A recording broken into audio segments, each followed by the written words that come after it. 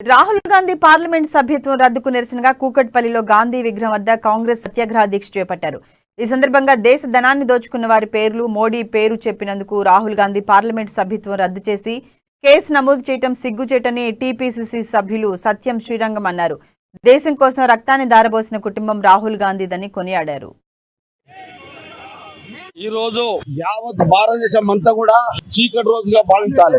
అందరికీ తెలుసున్న విషయము, పార్లమెంట్ లో రాహుల్ గాంధీ మీద పార్లమెంట్ సభ్యత్వాన్ని రద్దు చేస్తూ ఈ భారతీయ జనతా పార్టీ తీసుకున్న నిర్ణయము ప్రతి ఒక్కరు ఆలోచించుకునే అవసరం ఉంది.